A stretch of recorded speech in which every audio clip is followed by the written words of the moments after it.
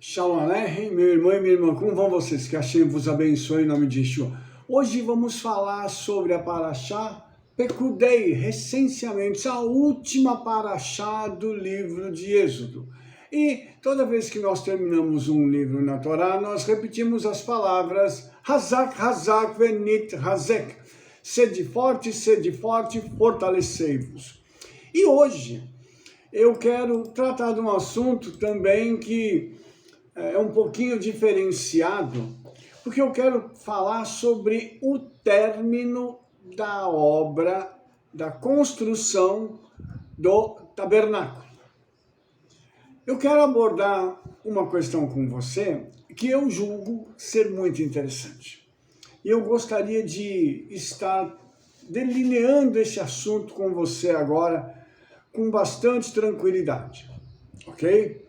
Vamos lá, vamos ler Êxodo 39, 43. Esse versículo de Êxodo, ele é o último versículo desse capítulo 39 do livro de Êxodo. Diz assim, ó: Viu, pois, Moshe toda a obra, e eis que a tinham feito.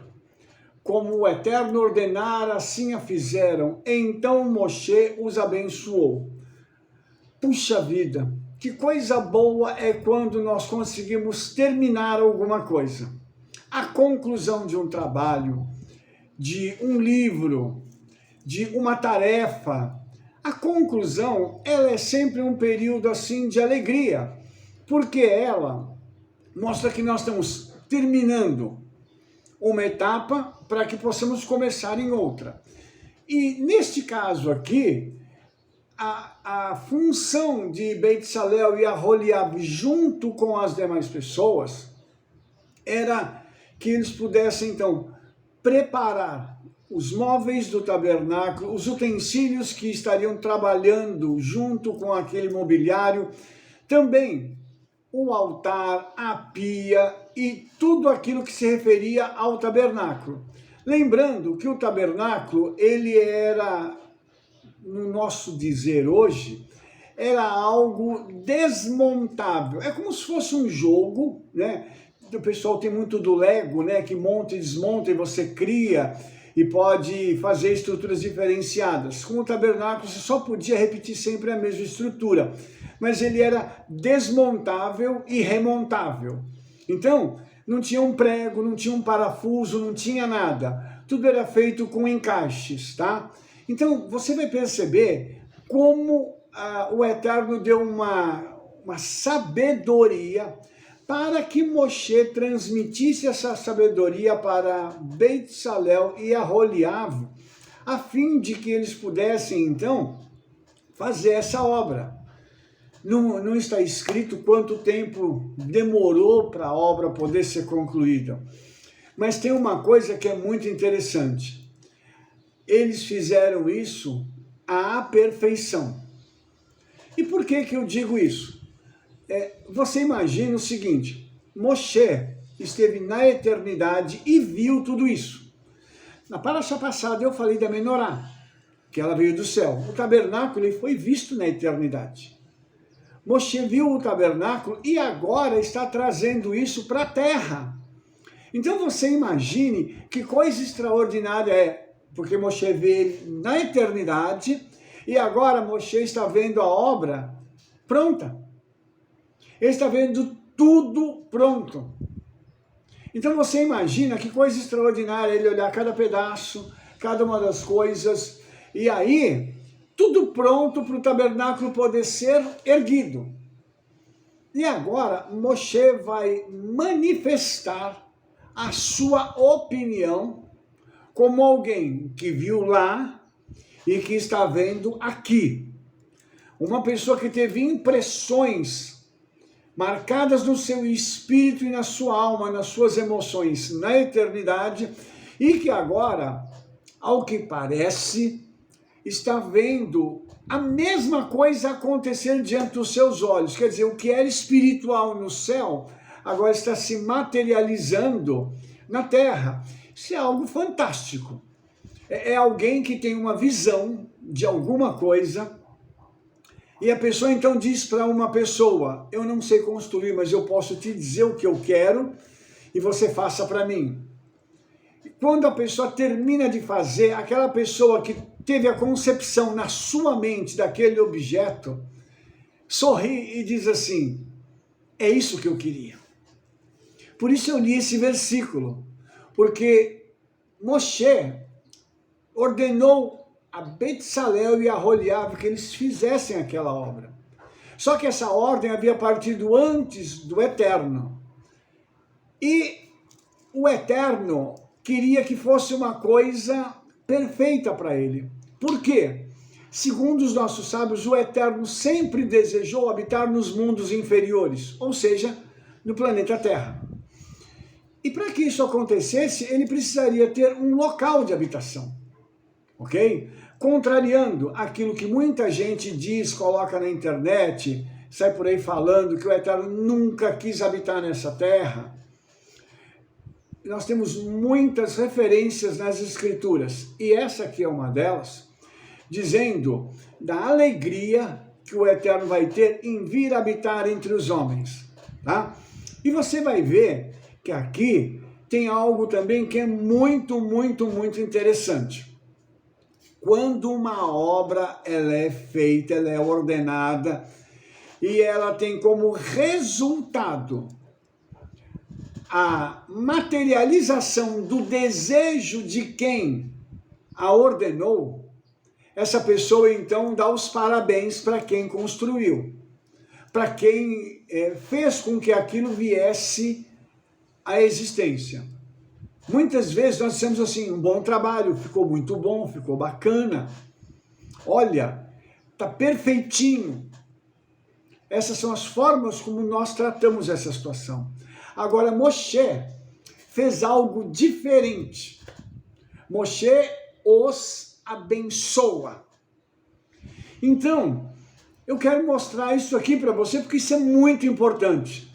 O líder, a pessoa que viu tudo e que, obviamente, ele supervisionou toda essa obra, mas agora, na conclusão, ele diz assim, uau, estou vendo na terra o que eu vi nos céus. E ele pega aquele grupo de pessoas, porque Betsalel e Aholiab eram dois, entre um grande grupo de pessoas que estava ali trabalhando, ele pega esse grupo de pessoas e os abençoa. Ele agora, como um intermediário entre o Eterno e a nação de Israel, ele libera uma palavra abençoando a vida daquelas pessoas pelo trabalho que elas fizeram. Vai aqui um princípio de liderança. Eu e você, que somos líderes, precisamos atentar para o trabalho dos nossos liderados. Todas as vezes que alguém está fazendo algo a nosso pedido, porque nós não vamos mandar, irmãos, nós vamos pedir, né? Vamos solicitar as pessoas que colaborem conosco. Quando uma pessoa então vem e com aquela boa vontade colabora, ajuda, se voluntaria para fazer algo e aquilo fica do jeito que nós esperamos, ou às vezes até ultrapassa a nossa expectativa, qual deve ser a nossa postura? Não só dizer assim, puxa, ficou bom, ficou bacana. Isso seria o mínimo que um líder precisaria dizer para os seus liderados. Eu seguiria o exemplo de Moshe. Eu os abençoaria, eu liberaria palavras que estão contidas aqui no significado de bênção, para poder fazer com que essas pessoas pudessem se sentir plenas, pudessem dizer, puxa vida, todo o trabalho, todo o esforço, tudo aquilo que eu empreendi agora em direção a esse objetivo, eu estou recebendo agora uma palavra que vai trazer uma transformação espiritual na minha vida e que resultará na materialização de algo físico, porque a bênção faz isso. A bênção tira do lugar comum e ela coloca numa situação de ascensão espiritual. Então é importante que nós possamos abrir as nossas bocas para podermos então abençoar estas pessoas. Lembrando também, irmãos, que todos aqueles que andam ao nosso lado, que são nossos discípulos, precisam ouvir de nós palavras encorajadoras, palavras que os levem a dar continuidade ao bom trabalho que eles estão fazendo, palavras que farão com que eles se sintam motivados. O papel do líder não é pedir e algumas vezes ordenar, né? E tem líder que dá umas ordens assim, que é uma bênção. O nosso papel não é só esse. O nosso papel é motivar, inclusive através do exemplo. E eu digo isso, irmãos, porque Moshe fez isso. Moshe não construiu, mas Moshe esteve lá com o Eterno, trazendo a planta, trazendo os detalhes, podendo direcionar os construtores, as pessoas que ali estavam, para que eles fizessem tudo de forma bem detalhada, a fim de que o trabalho de conclusão do tabernáculo ficasse lindo. Então, veja só que coisa espetacular foi isso aqui. Quando eles fizeram isso, houve então essa reação maravilhosa de Moshe. E no versículo seguinte, Êxodo 41, falou mais o Eterno a Moshe dizendo: no primeiro mês, no primeiro dia do mês, levantarás o tabernáculo da tenda da congregação. E aí o Senhor disse que é para eles começarem a levantar isso e colocarem a arca do testemunho, que será coberta com o véu, a mesa e os demais objetos. Agora eu quero te mostrar também um outro fator importantíssimo ligado ao tempo. O tabernáculo foi erguido num momento, num ano e num mês que estão relacionados com a redenção. Principalmente no mês de Nissan, que é o mês ligado à redenção, é o mês de Pessah. É o mês no qual Israel foi arrancado do Egito. Então, eu quero lhe mostrar um princípio aqui. Nissan é o mês de milagres. Nissan, Nissim, milagre de milagres. Então, esse mês ele precisa ser trabalhado por nós, de forma que nós possamos entender o seguinte: esse mês é mês de erguer o tabernáculo à nossa vida e de cuidar das coisas do Senhor, para que a redenção possa tomar lugar em nossas vidas. Olha só que coisa extraordinária. O tabernáculo, ele foi erguido. Nesse mês, no dia 1º do mês, começou a ser erguido. Por quê? Porque o objetivo do tabernáculo é trazer a presença do Eterno para o meio do povo.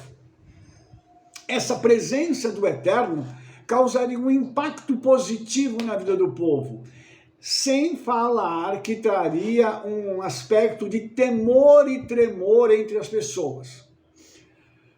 É óbvio, irmãos, que a gente não pode também se acostumar com as coisas. Você vai perceber que ao longo da caminhada de Israel no deserto, as pessoas se acostumaram com os milagres que estavam acontecendo ali.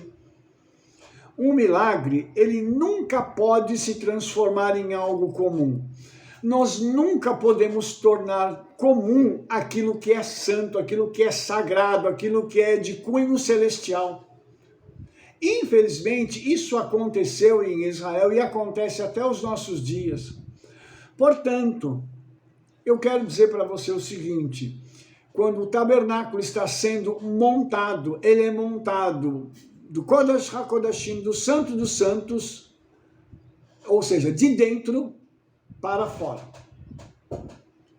A primeira coisa que é montada é o Santo dos Santos, onde se vai se colocar a arca, se fecha o ambiente e depois vem se fazendo a construção.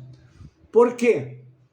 Porque o local de intimidade, o local de santidade com o Senhor precisa ser preservado. Aquilo que é mais santo, mais puro, precisa ser feito primeiro. Pense no homem, como o Senhor, quando criou o homem, ele criou as estruturas internas e foi criando de dentro para fora. Lógico que para nós isso é uma... A gente pergunta, como assim? Porque nós lidamos com situações nas quais nós temos muitas limitações. Imagine Yeshua criando o homem e já organizando a parte interna, vem fazendo, depois ele coloca a casca externa e tudo isso com barro. Tá? E quando ele dá uma ordem, todas essas estruturas vão começar a se tornarem vivas. É assim que aconteceu com o tabernáculo, a estrutura viva, a estrutura que transmitia a presença do Eterno, que atraía a glória, estava lá dentro, a arca, junto com os demais objetos que deveriam estar nela. Você entende isso? Então, de dentro para fora, começa a fluir a presença do Eterno. Novamente, vamos tratar aqui um princípio. Nós precisamos cuidar do nosso homem interior, do nosso ser interior. Você, irmã, precisa cuidar da sua mulher interior. Através de oração, jejum, leitura da palavra, estudo. E quando eu falo estudo, irmãos, eu não estou falando de pegar um negocinho e ler. Ah, eu estudei aqui. Eu estou falando de você poder se aprofundar nas coisas do Senhor com pessoas que têm o devido preparo e o conhecimento e sabem transmitir. Nós estamos vivendo em tempos, irmãos, em que nós temos uma palavra profética. E através dessa palavra profética está dito que nós vamos precisar nos conscientizar de que teremos que estudar mais, porque esse conhecimento do mundo espiritual vai nos ajudar quando nós formos passar por situações desagradáveis, porque o mundo não vai melhorar, irmãos. Isso é óbvio. Então, quando isso começar a acontecer, e nós já estamos vendo esses sinais, será necessário que nós tenhamos o conhecimento para nós tomarmos a palavra, abrirmos a boca e fazermos declarações proféticas que nos levarão a criar com a palavra aquilo que é necessário para a nossa vida. Então, você vai perceber que é necessário colocar ordem nesse mundo interior nosso, para que a ordem do mundo interior se reflita no mundo exterior. E esse reflexo possa causar um impacto na nossa vida e na vida das pessoas que estão ao nosso redor. Por isso é muito importante que nós, então, tenhamos essa postura, organiza de dentro para fora, porque fora vai ser um reflexo do que nós temos dentro. Se nós tivermos com o nosso coração, com as nossas emoções, com a nossa questão espiritual, tudo em dia, o nosso ser exterior vai refletir. Nós vamos estar tranquilos, nós não vamos ter uma série de doenças psicossomáticas, que eu citei algumas coisas na paraxá passada, nós não vamos ter problemas espirituais graves, entendeu? Então nós vamos poder caminhar com o Senhor de uma forma muito tranquila.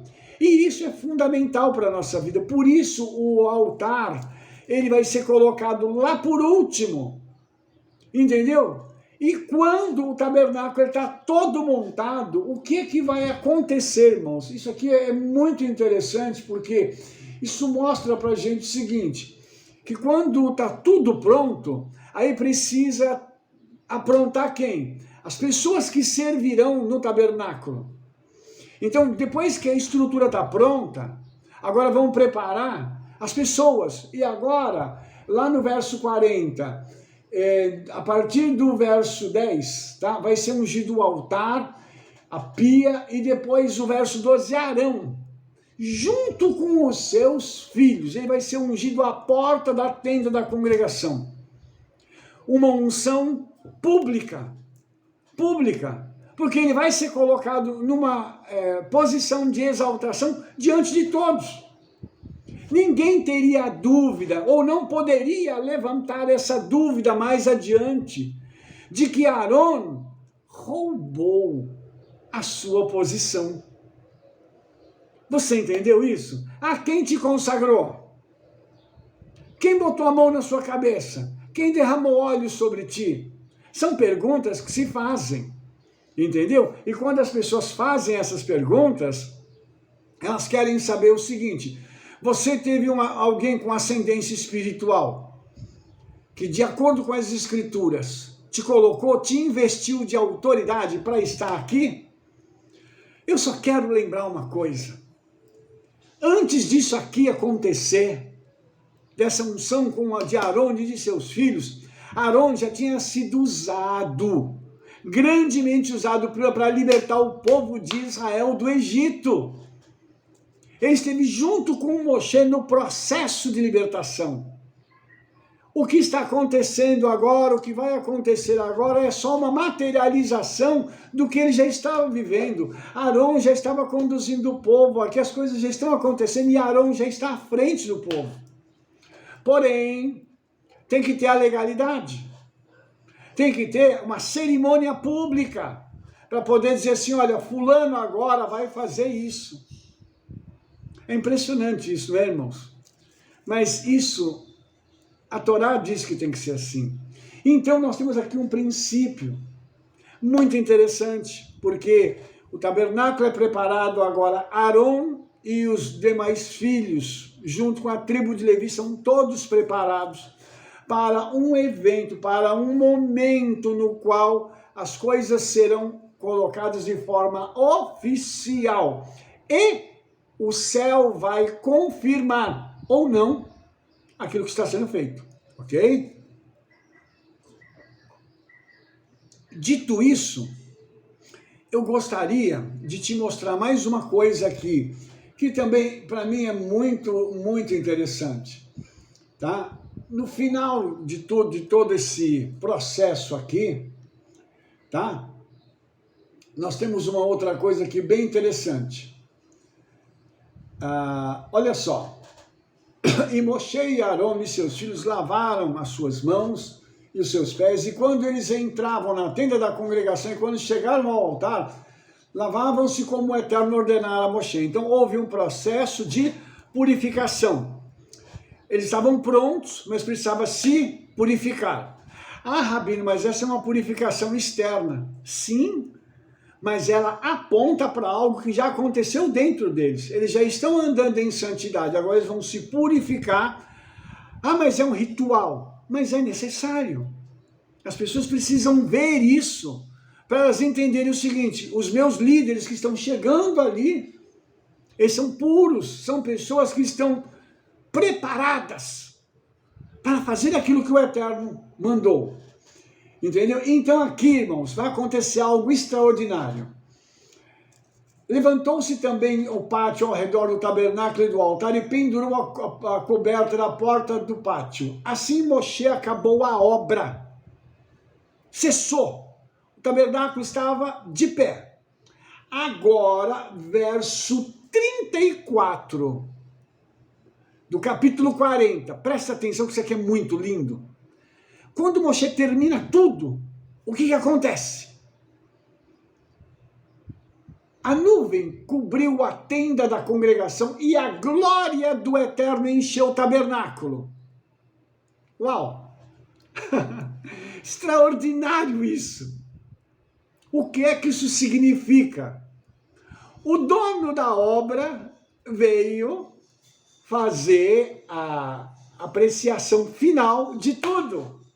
Agora, aquele que deu a ordem que já tinha o Mishkan, o tabernáculo criado na eternidade, agora desce para falar assim, deixa eu ver se eles fizeram direitinho para mim poder agora habitar aqui no meio. E aí a nuvem cobre a tenda da congregação e a glória, o peso, a honra do Eterno entra naquele lugar. Aleluia, aleluia. O dono da obra chegou e disse assim, gostei, agora este também é o meu lugar de residência, é o meu lugar exclusivo de residência na terra, entre vocês. Oh, glória!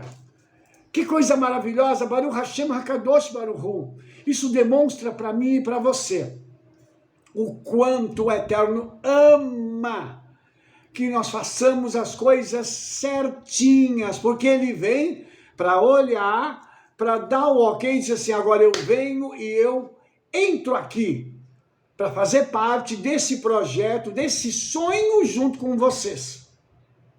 O que Moshe recebeu e eu vou colocar isso a grosso modo, você vai me entender, por favor, era um sonho do Eterno de habitar entre o povo. E ele entrega para Moshe essa incumbência. Ele disse assim, filho, vai lá, tá aqui, ó, você viu a obra, você viu como é que precisa ser feito na terra, o material que vocês têm, vocês vão usar tudo do melhor, e vocês vão então preparar para que eu possa descer e habitar entre nós, entre vocês, né? Entre nós aqui da terra.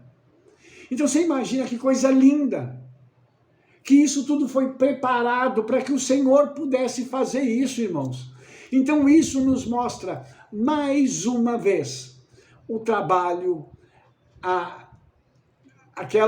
como é que eu vou te dizer, aquele ímpeto de Moshe, aquele zelo pelas coisas do Senhor, para que tudo ficasse bonitinho, e a glória do Senhor entrar no lugar. Aí eu quero mostrar para você um outro aspecto que eu julgo também fundamental, tá? O verso 35 diz algo que eu quero depois trazer isso para os nossos dias. De maneira que Moshe não podia entrar na tenda da congregação, porquanto a nuvem ficava sobre ela e a glória do Senhor enchia o tabernáculo. Amados, Moshe não pôde entrar por causa da glória do Senhor. Moshe não tinha condições de ir para lá por causa da glória do Senhor. Então, você vai perceber que Moshe, que tinha autorização para transitar ali tranquilamente, nem ele pode entrar, por causa do tamanho da manifestação, da glória que havia descido dos céus e estava na terra, no deserto, numa estrutura frágil, pequena, mas que tinha sido feita conforme as determinações celestiais. Quando eu e você fazemos tudo o que o Senhor ordena, quando nós seguimos passo a passo a sua palavra, quando nós tomamos as suas ordenanças e as cumprimos de forma rígida, inteligente e final, o resultado disso é a glória vir. Amados, o livro vai terminar com isso. E o livro vai mostrar para a gente que a nuvem, quando ela se levantava do tabernáculo, os filhos de Israel caminhavam, e quando a nuvem parava, eles caminhavam, eles paravam também. Eles levantavam o acampamento e acampavam de acordo com as ordenanças do Senhor. Eu vou te mostrar que tem outro princípio que é muito lindo. Amados, não faça nada sem as ordens estritas do Espírito Santo. Rabino, mas como que eu vou saber que é a vontade do Espírito Santo? Como é que eu vou saber que eu tenho que fazer isso ou deixar de fazer aquilo? É fácil isso. Nós experimentamos a boa, agradável e perfeita vontade do Criador. Rabino Shaul nos diz isso. Veja, você não vai saber, você vai experimentar. Aqui, eles tinham uma experiência diária da presença no meio deles, e essa presença os guiava. Abria uma porta aqui, fechava outra ali, colocava uma pessoa para conversar com outro, afastava um outro. Você está me entendendo? Então, o Senhor ele vai caminhando na nossa vida, através do Espírito Santo, e nós somos levados, nós somos conduzidos. Pessoas se conectam a mim e a você com propósitos. As pessoas elas não aparecem na nossa vida assim. Ah, eu conversei assim de uma forma milagrosa com fulano. Não. O fato de você se conectar com alguém representa um propósito na vida do Senhor, para a sua vida e para a vida daquela pessoa. E também o fato de você se desconectar de alguém representa um livramento. Ou para você ou para outra pessoa. Geralmente precisa ser para nós, né, irmãos? Misericórdia, né? Você está entendendo isso? Então, tudo isso aqui está conectado com essa esse fato do tabernáculo ter sido colocado na terra e o Senhor começar a andar entre o povo. Imagine esse tipo de situação, você sabendo que o Senhor anda contigo, ou melhor, Ele anda em ti, de tal forma que Ele te conduz para fazer a vontade dEle. E aí nós começamos a vivenciar a boa, agradável e perfeita vontade do Eterno. Lembrando também que isso vai depender do teu chamado, da tua função, vai depender dos conhecimentos que você já tem, daquilo que o Senhor tem projetado para a sua vida. Entendeu? Então tem gente, por exemplo, que tem uma facilidade muito grande para estudar. Isso foi o meu caso. O Senhor me chamou para a obra para ser rabino, para ser professor, mestre. Por quê? Porque eu já carregava isso. E nos meus familiares, eu sempre tive pessoas que foram grandes estudantes, inclusive de Torá. Você está entendendo? Então a gente já carrega, inclusive, um DNA ligado a esse tipo de coisa. Eu conheço pessoas que não têm familiaridade, não têm facilidade para sentar e estudar. Mas quando é para trabalhar, quando é para ganhar dinheiro, meu pai, como consegue aquela pessoa? Ele põe a mão no negócio e o negócio... Então o Eterno, ele entrega para cada uma coisa, a fim de que essa conexão com as pessoas traga benefícios para todo mundo. O camarada fala assim, eu não consigo estudar a Torá, eu não consigo chegar nessas conclusões de estudar o hebraico, tirar esses tesouros que o senhor tem, rabino. Mas eu sei ganhar dinheiro. Os irmãos entenderam? Então o que um faz para o outro? Um ensina a Torá, o outro abençoa. Os irmãos, vocês estão caminhando junto comigo? Isso aqui é porque o Espírito Santo ele vem, ele habita aqui entre nós e ele é que faz tudo isso. Então é necessária a presença do Ruach HaKodesh entre nós. Ele precisa estar entre nós e em nós para fazer esse negócio acontecer. Para finalmente nos tirar da nossa zona de conforto e nos colocar em um patamar no qual nós vamos estar trabalhando para Ele. Você vai perceber que isso aconteceu de novo, quando o Beit HaMikdash, o templo, foi inaugurado. O Eterno entregou para Salomão, através da vida de Davi, o material. E ele chama pessoas com habilidade e o Senhor deu a planta para ele para falar assim, faça isso aqui. Então ele foi um camarada que com a inteligência, com a sabedoria que ele teve, ele supervisionou uma obra que demorou um tempo para que pudesse inaugurar o templo. E o templo foi uma coisa assim extraordinária, suntuosa, majestosa, gloriosa. Você imagine quanto ouro, quanta prata, quanta pedra preciosa foi alocada para aquela obra poder ser perfeita.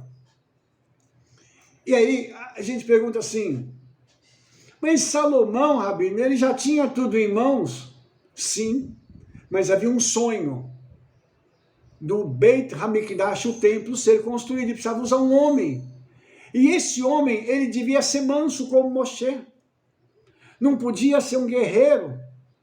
Por isso, David HaMelech, o rei Davi, foi impedido de construir o templo. Mas ele preparou o material, ele deixou um legado e um sonho para Salomão. E disse assim, filho, faz isso aqui. Faz direitinho, faz conforme a sabedoria que você tem. Irmãos, a obra foi tão extraordinária, foi tão requintada, que vinham pessoas para ver aquele lugar. E olhe, eu quero te falar uma outra coisa. Você lembra do relato do Tanar? Quando o templo foi inaugurado? Aqui tem uma outra coisa que eu quero aproveitar e trazer para os nossos dias. A Bíblia diz que quando o templo foi inaugurado, que a glória do Senhor entrou no templo, e quem estava ali caiu. Aquele monte de gente caindo, com o rosto em terra, inclusive o próprio rei Salomão. E aí a gente acha ruim de gente cair na igreja. Você vai orar, a pessoa cai. Ai, mas não pode acontecer isso. Ué, você nunca leu isso na Bíblia, não? Você nunca viu que quando Daniel foi visitado pelo Senhor, ele caiu?